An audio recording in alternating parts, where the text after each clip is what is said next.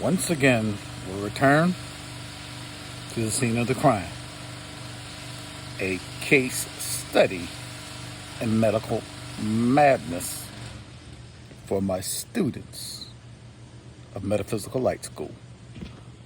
Your neighborhood metaphysician here and ready to go. Of course, the demons on the other side are going to make noise.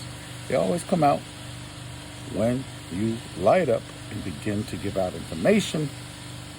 They have to do their darndest because they don't want this information out. Trust me. This one will likely go for about 15 or 20 minutes, so just get ready. A case study in medical madness. The first question is, why am I even giving a video like this? It's to show you that if you don't come with knowledge, wisdom, and understanding, and a willingness to do the work that it takes, especially if you find yourself in a dysregulated, unbalanced, or unhealthy state, the system, the medical industrial complex, the pharmaceutical industrial complex, will take advantage. The doctors themselves, most of them useful idiots. MD stands for mad dog. So it's really not a ranting or raving against the doctors, although I'm a doctor.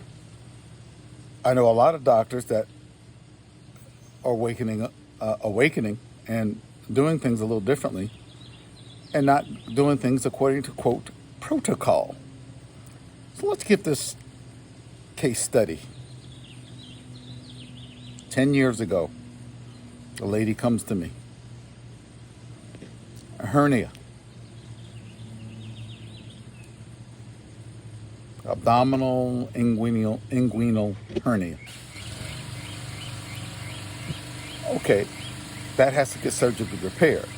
But why do you have the hernia? It's because your diet, you're malnourished, period. You're not getting enough collagen in your diet. You're eating a pro-inflammatory diet. You're not getting enough meat and protein and animal fat in your diet. So the body simply breaks down. A hernia is a breakdown of your connective tissue. Next, a few years later, back surgery. Herniated discs, ruptured discs, degenerative disc disease is all the same nonsense unless you've had an accident, a serious accident. Is that related to the hernia? Absolutely. Anyone tell her that? Yes, I did. Fast forward, her husband ends up with pneumonia. They put him on a medication called vancomycin. Nothing against vancomycin. But it is well known and well documented to affect kidney function. But if you let things get to the point where you become so toxic, and then you don't go get help one way or the other, and then you end up on IV vancomycin, you can run into some problems. Long story short, high blood pressure, kidney failure, kidney dialysis, and death. That was about 5 years ago. You'd think this lady would begin to question everything, to wake up. No. Over the next few years, refusal to deal with the death of her husband leads her into a path of alcoholism. Wine over water. A foolish path to take, 1 foot in the grave. Denial. That pain, this is why I'm a stickler on dealing with emotional pain. Dealing with grief loss. Dealing with any abuse issues, which is kind of like grief loss. You've got to clear those emotional channels or you're not going to think clearly. Right? Emotions and dysfunctional emotions, cross emotions, emotional states, imbalanced emotional states will cross up your thinking. So you're not thinking logically. And the system will use that lack of not thinking logically tap into your trauma and use it against you. As well they should. Because you can do the reverse. So, now alcohol. Now a high sugar pastries becomes her favorite food. Candy becomes her second favorite food. So candies, pastries, bread, peanut butter sandwiches with some cheese. That is not a diet that sustains life, folks. Not enough water, so chronically dehydrated and going into a state of malnourishment. Now underweight. 3 years later, chronic pain again. Drinking alcohol, falls, re-injures her back. Starts down a path of non-steroidal anti-inflammatory drugs, which Motrin, Aleve, those type of medications. Here we go. Or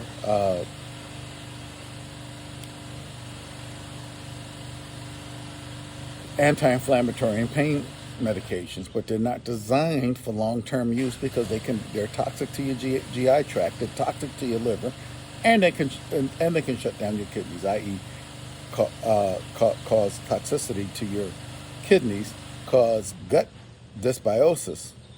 So now we got wine. You're straight out alcoholic.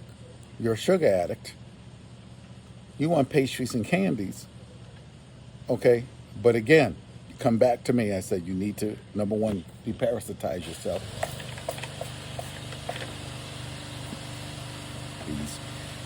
You need to deparasitize yourself. You need to hydrate with pure, clean water. You need to stop the alcohol immediately. You need to go into psychotherapy, deal with the grief loss issues, or there'll be no hope, because things will just further progress. Why? Because it's easy to see the future. Number one, when you're intelligent. Number two, when you've gone through this with other people before. And number three, the writing's on the wall. You're malnourished, you're dehydrated, you've had a number of health issues already. Your husband just passed away 3 years ago. Continues to use the ibuprofen. Gives lip service to, I'm going to drink more water. I'm not an alcoholic. What are all addicts? They're in denial. So you expect that. I'm at an age now where I don't have to do X, Y, and Z. Actually, the older you get, the tighter the game has to be. The older you get, the more disciplined. You don't get to be older and use that as an excuse for not doing the right thing. Again, this is the very definition of insanity, and is where we have taken ourselves. And everything that's going on in her body is now reduced to old age. I don't think so. So we now have someone who's got back problems, back surgery, herniations, eating malnourished, not enough minerals, not enough electrolytes, abusing pain medications in the form of non-steroidal anti-inflammatories and whatever prescription medications that she's on. But what's the real cause here? Malnourishment, dehydration, lack of sunlight. Literally going out into the sun with 80% of her clothes on, sitting in the shade and calling it getting sunlight. Really? So you're vitamin D deficient. We don't even have to check your vitamin D levels. Your vitamin D or hormone D deficient, cholecalciferol deficient. It is a hormone. Okay. Now you're becoming underweight. Then you decide in your great wisdom, in this state,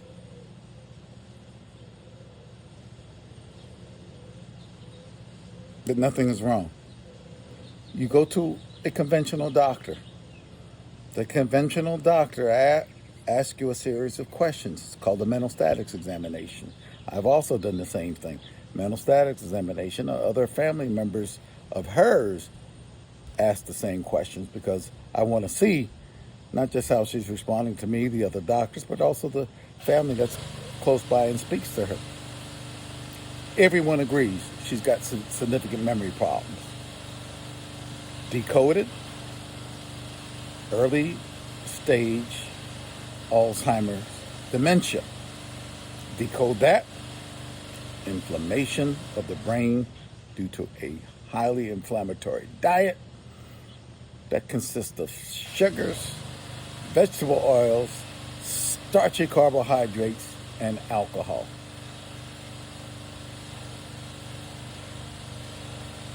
So now you're demented. Now you're dehydrated. Now you're malnourished. All this stuff is related. Now your liver's not functioning correctly. Now you're abusing the drugs. You're abusing it, and you all the time are in denial. And you have enablers around you that give you access to alcohol. You have enablers that say, well, she's a grown woman. She can choose what she wants to choose. Not in my house, you can't. See, if you come to my house, you don't get to disrespect me in my home and do what I say no. So if I don't smoke weed, I don't, and I have a rule, I'm just using this as an example. I have a rule, you can't smoke weed in my house. You don't smoke weed in my house. If I had a rule, you can't drink alcohol. You've already shown me that you can't handle alcohol. There's a no alcohol rule for you, etc., etc. In other words, you set the rules for where you live, and you must have firm limits and boundaries. And nobody, you allow no one, you show them the door if they break the rules.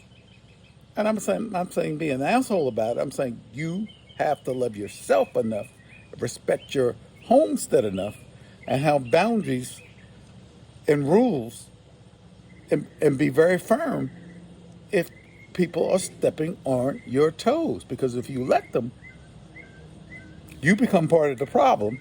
Number two, you lose self-respect. And number three, you don't love yourself enough. And obviously this other person does not love themselves enough. Fast forward to recent events. I mean, I don't have to take you through every little tidbit of memory disintegration, bodily disintegration, the lack of exercise, the lack of sunlight, the lack of water, eating a diet that is completely not fit for human consumption. And by the way, it was recommended that she start eating liver, pig's feet, because of the collagen, the liver because of the cholesterol and the proteins and the vitamins.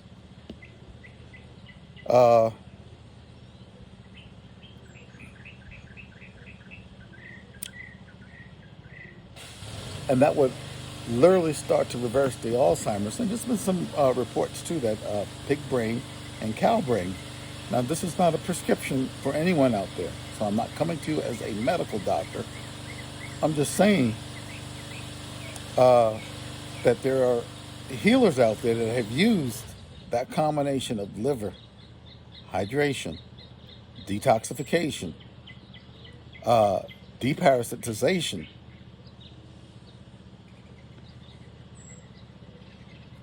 to increase what? Your cholesterol, to increase what? The fat, because your brain is mostly fat. So they've had good results. I had a lady that had that was 90, didn't know her name, couldn't even go to the bathroom on her own. Went on that protocol that was prescribed by Jennifer Daniels, MD, but she's not an MD anymore, not licensed anyway. Got out of that game. So she was able to help her mother. And the mother's now living on her own independently, knows her name, knows what the time, the date, and everything, has rules in her house, and backs up those rules. So this is not to see these disorders that they say can't be reversed, can't be fixed. I don't believe it. They are outright goddamn liars. Seriously. Right? And then they follow a thing called protocols, which decoded, We don't want you thinking. We want you following the cookbook. Really? So now we fast forward to the so-called fires in Canada that mysteriously make their way all the way down to New York. And after New York, make their way down to Chicago.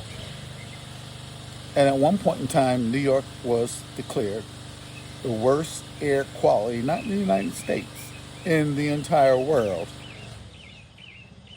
A few weeks ago when I checked, Chicago had taken over as the #1 worst air polluted city, not in the United States, in the entire world. That's hard to do when there's a place called Shanghai out there, which is chronically polluted, and you mean you outdid Shanghai in China? You got to ask why. And I'm sure when we're having all these fires simultaneously, all up and down from the southern part of California all the way up to the northern part of California, simultaneously burning, that the air quality and other things made us, because I'm from California, made us the worst air quality. Anyway, but you take somebody like this, whose health is now starting to fail, and you bring them to New York, where the air quality is poor, diet is poor, probably shouldn't even be traveling, considered elderly, 80 plus, and take her for a walk in the outdoors in the polluted city. Later that evening, that night, she has a seizure. Emergency medical staff is called. She's placed on oxygen, taken to the hospital. And what do you know? Just like clockwork, we want to know the singular cause of that seizure. CT scans. They intubated her because they said, well, she's not breathing great, and while we do the CT scan, we don't want her to wake up or become agitated, so we're going to intubate her. Huh? I've never seen anyone have to get intubated unless they were literally in some kind of cardiac distress or pulmonary distress that required intubation, which meaning you're having gradually decreasing arterial blood gas, which means that person's lungs are not working appropriately, and so you have to intubate. Otherwise, nasal cannula oxygen or face mask oxygen will be just fine. So they call me and say, what do I think? I said, I think you need to extubate her as soon as possible. So they go through with the CT scan. Within 24 to 48 hours, she is extubated. I said, prepare for pneumonia, because this is what happens to people who are sick, whose immune systems aren't acting appropriately. Then they hydrated her, so they had to give her hydrochlorothiazide, which is a diuretic, to pull fluid out. You can't make this stuff up, folks. But they're still looking for the singular cause of the seizure. She develops pneumonia, she goes on antibiotics. But they're still looking for the singular cause of the seizure. She gets an MRI. Of course, neither one shows anything, because the singular cause of the seizure is not necessarily just central nervous system. That's where things went cross-wired. So she had the seizure. But that's not why she had the seizure. Although because of the dementia, we know that she has an inflamed brain, but her entire body is now pro-inflammatory. Her insulin levels are up, right? Then they start doing a bunch of tests. And of course, they find one small blockage, coronary artery inflammation. You do a coronary artery calcium test and say, oh, we had complications, so the cardiac catheterization took longer time because of the CAC, cardiac arterial calcification test. Wherever there is inflammation, chronic inflammation, especially in those endothelial walls of the coronary arteries, you will have calcium. Calcium follows inflammation. Your immune system follows inflammation. But prior to that inflammation, you're eating a pro-inflammatory diet. You become insulin resistant. And of course, if your diet consists of pastries, processed food, sugar, starchy carbohydrates, and you want candy, alcohol, and pastries and bread, you're not going to do too well. So when they called me, I said, it is insane to look for a singular cause of the seizure. They will never find it.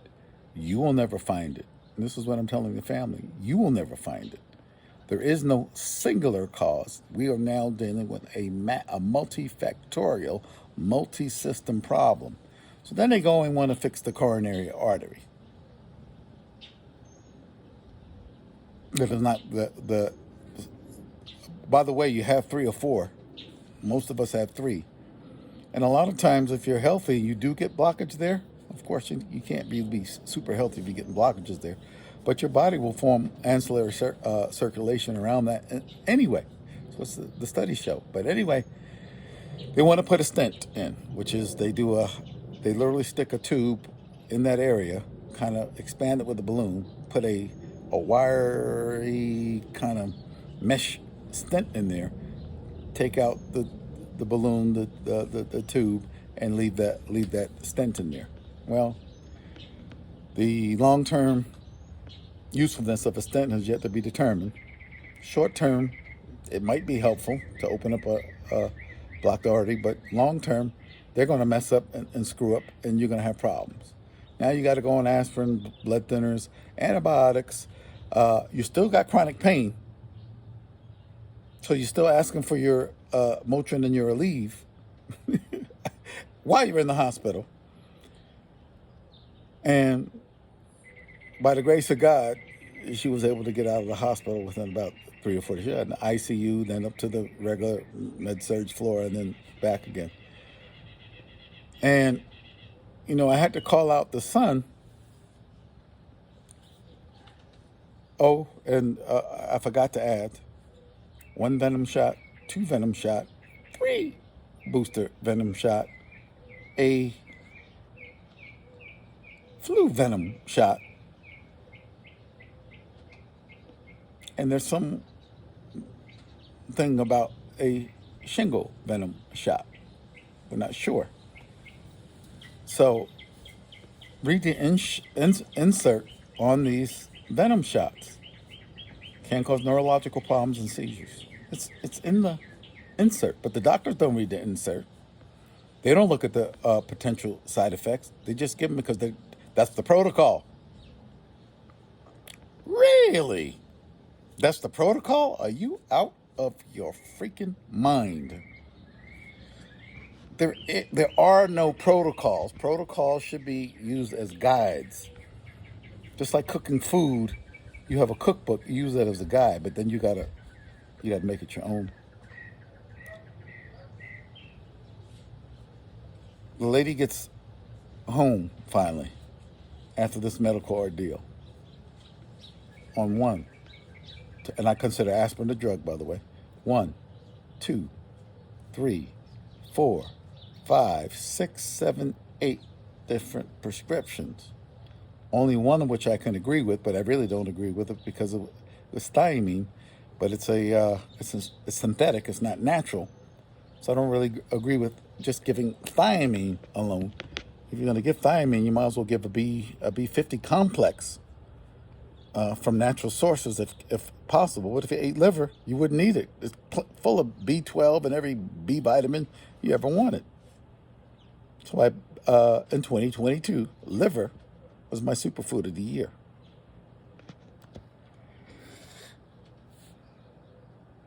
Still not able to find the single source of the seizure. Why? Because there's no single source for the seizures. The seizure is symptomatic.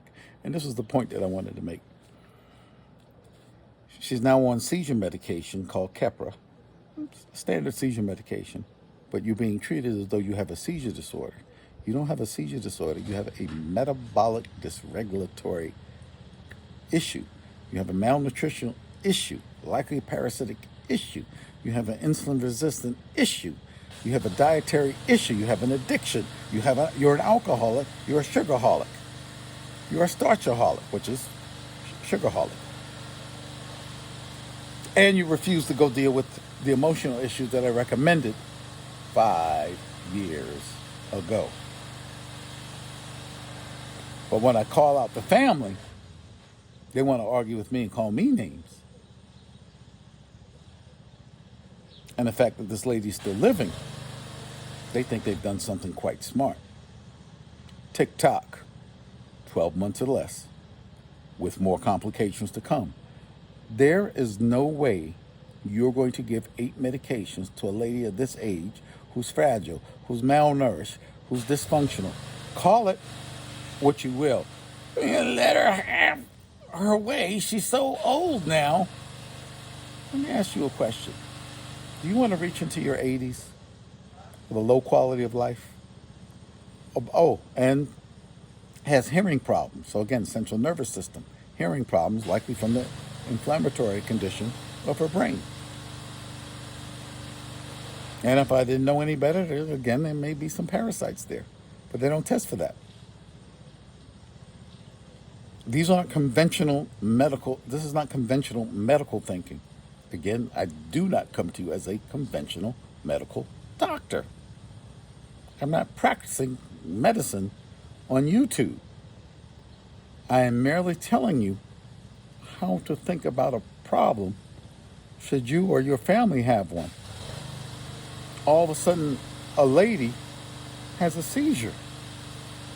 But we work backwards 5 years, 10 years ago.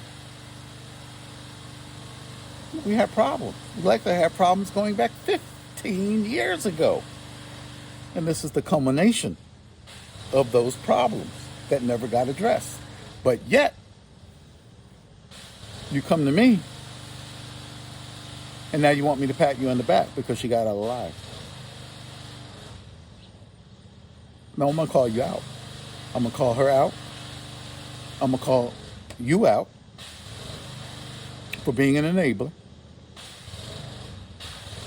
See, if that lady came to my house, there is no alcohol. Oh, I'm sure she would ask for alcohol. Guess what the answer is? No! Not here. And if you can't handle the rules, there's the fucking door. Move it. See, and it's not me being an asshole. It's literally me, number one, not being an enabler. Number two, not putting up with the mess. And number three, if you're going to be sick somewhere else. Don't come into my place being sick and then, I'm going to sit here and watch you do things to make yourself get sicker. Not going to happen. So this is a case study in medical madness. Started with a seizure in New York after traveling from Southern California into a city of toxicity. A lady who already had hearing loss, dementia, malnourishment, dehydration, wine over water, an equation that can never work, sugar addiction, insulin resistance, high insulin levels, of which they never checked, by the way.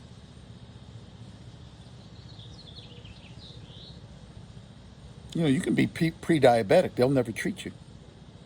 But you don't get coronary artery disease. You don't get seizures. You don't get dementia. You don't get hearing loss. You don't get degenerative back conditions, right? Which is literally, it's not your bone degenerating. That is your cartilage, your connective tissue degenerating. You don't get a hernia just because of old age. You get it because of malnourishment, not eating the right foods, and being in complete denial. And she wants to listen to her doctors, now on 8 medicines. You can say 7, because if you want to throw the thiamine out, which I will. So let's say 7 medications total on someone that is already a mess. Oh, one of them is a statin drug, and I just gave a talk on statin drug because the new 562 patient cohort study just came out literally within the last couple of weeks. So I left a short one on my Instagram page, Skip Mahoney 22. Go check it out. There's nothing but mostly some videos of me working out and some and mostly short takes on nutrition and how to wake up from this matrix. But the lesson of this story is the seizure was nothing more than a symptom of a body that was sick. It is a multifactorial problem, not a singular problem where you're going to sit around and find a singular cause, which they never did, by the way. Of course they didn't. They never made dietary recommendations. They never told her to get off alcohol. No one ever said that she needed to go get some psychotherapy. Ooh, the bugs out here is getting crazy. That's why I have my own little, these are just essential oils that the bugs don't like. Non-toxic, so yeah, I don't believe in spraying all the craziness around. So you, by the way, they hate spearmint oil. They can't stand it. Spiders, flies, none of them. Not even the bees. So, but anyway, we'll take this as an example of what you should not do. You should not be. And see, this is you can't make this up. Noise in the back. Here come the insects. Here come the demons and the devils. it's so funny. But sorry about the length of the video. But again, you got to think about, come on, man. Intubation because you're going for a CT scan and then you do a CT scan to an MRI. More radiation to the brain. You know how much radiation to the brain that is? Then I got the people going to tell me that there's no radiation in an MRI. You got to look at you sideways when I hear dumb shit like that. So you radiate the brain, not once but twice. You intubate. You cause a pneumonia, a hospital-acquired infection. And it's just one medical mishap of madness gone wrong. Never getting to the root cause of the problem, which was mental and emotional first, as I have taught you. Now, do you see why? And there's no way you're going to be on a metaphysical path on awakening if your thinking is like that. If the system is able to take advantage of you like that and literally use the spell of what? Fear. Well, their job is to make us dumb, stupid, ignorant, sick, poor, and full of fear. Divided, easily conquered, disconnected from your true identity, from who you are. So you identify what you are, and therefore you become disconnected and unaware of your true spiritual state, and therefore of your true spiritual power. Like students, let this be a lesson. The madness of the medical system. But you can use that system when you need to, because there are some good things about that system, but you have to be wise enough to use it properly. Okay? There's a dog for every fight, but you got to pick the right dog for the right fight at the right time. There's a horse for every race, but it's got to be the right horse at the right time in the right place, coming from the right stable in the right barn, fed the right way. All right, so I'm not going to go much further than this. I might come up with a part 2 to show what should have been done, more emphasis on what should have been done in terms of what was done. All right, have a good day. Light school out.